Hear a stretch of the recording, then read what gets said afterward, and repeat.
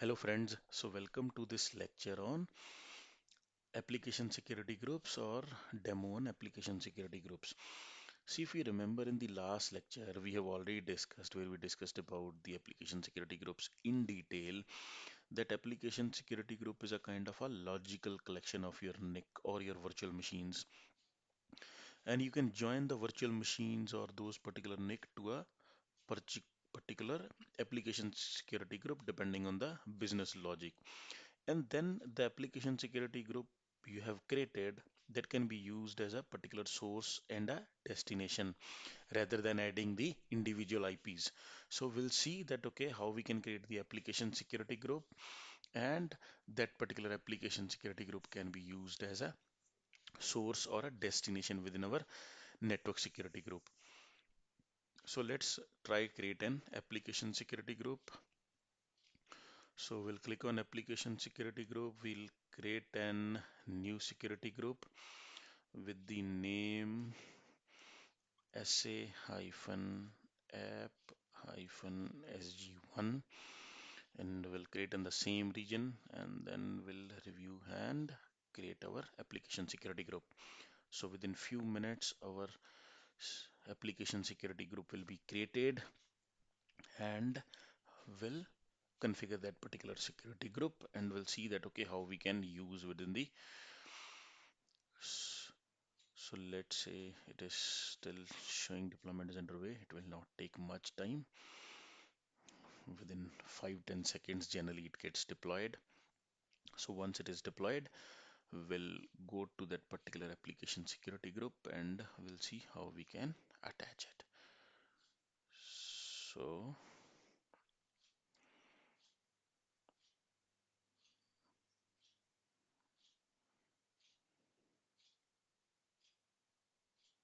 so it is deployed now. It is saying okay, so deployment is successful. We'll go to our virtual machine and which we have already provisioned, and then we'll move to networking. And if you remember, here we have the application security group. So let's configure the application security group. So we'll select this particular app, SA-app SG1, and we'll click on save. So what we have done is we have made this NIC or VM as a part of application security group. So similar way we can select the multiple NICs and make the part of this particular security application security group and make that as a logic. Now if you remember, if we'll come and select an inbound rule, or let's say if I'll add an inbound rule, and then I can use that particular application group as a member, right? That whole particular all the NIC will then be created as a source for this particular application group like we have mentioned, and similarly we can mention this in whether as a so let's see any source which comes, right, any port, and destination would be the application security group only. Okay, so what I am done is I am allowing the traffic, okay, and destination port ranges would be 8080. So let's say if you want to deny the traffic for let's say 3389 for all your application security groups, okay, and then you can create a rule over here. Okay, so destination security group I have not selected. Okay,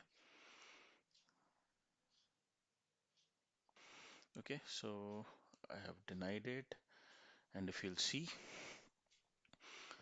that now for that particular application security group, within that we have mentioned the complete security group only. So you see, this is the rule we have created, and destination we have used as a application security group. So this is the application security group we have created. So in this way, rather than adding the individual IPs, depending on the business logic, we can use that particular application group as a source and destination.